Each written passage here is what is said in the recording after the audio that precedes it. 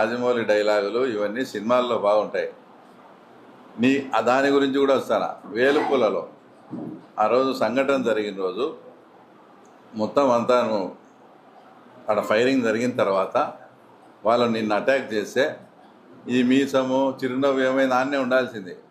నీ వెహికల్ ఎక్కి పారిపోతే వైఎస్ భాస్కర్ రెడ్డి ఇంకా శంకర్ రెడ్డి వాళ్ళు నిన్ను వెంటాడితే నువ్వు ఆదరాబాదరాగా ఫోన్ చేస్తే చంద్రబాబు నాయుడు గారు అప్పుడు డీజీపీతో మాట్లాడి మా సతీష్ రెడ్డి ప్రాణాలతో చాలా ఇబ్బందుల పరిస్థితిలో ఉన్నాడు, మీరు అర్జెంటుగా పోండి అని చెప్తే అప్పుడు ఒక డిఎస్పీ వచ్చి ఈయన ఎక్కడో గుట్టల్లో నక్కి దాక్కుంటే ఆ రోజు డిఎస్పీ వచ్చి ఈయనను స్టేషన్కి పిలిచుకొచ్చినాడు.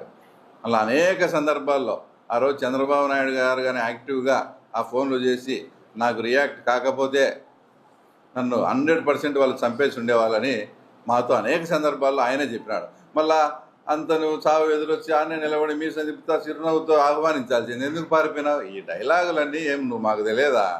ఓ పక్క 2004లో తర్వాత ఇప్పట్లో బూత్లో రిగ్గింగ్ జరుగుతుందని అప్పుడు మా మండలంలో తెలుగుదేశం నాయకుడు మేము ఇద్దరు ఫోన్ చేస్తే ఆ బూత్ పోయి పొగలగొట్టండి, మనం 2-3 వేల మార్జిన్లు ఉన్నామని చెప్పినావు. అంటే ఓ పక్క రిగ్గింగ్ జరుగుతుందంటే ఓ పక్క ఆ తర్వాత వేరే రూట్లో పోయే నువ్వు మీసము చిరునవ్వు ఇవన్నీ ఆ రోజు నిన్ను ఆ గుట్టలోంచి తీసుకొని వచ్చి పోలీస్ స్టేషన్లో పెడితే నీతో పాటు సహముద్దాయులను నిన్ను కొట్టకుండా పోలీసులు కుక్కలను బాదినట్టు బాదినారు. ఈరోజు నీ అమ్మడే ఉన్నాడు హేమంత్ రెడ్డి, అతన్ని అడుగు ఆ రోజు పోలీసు వాళ్ళు కొట్టినారో లేదా.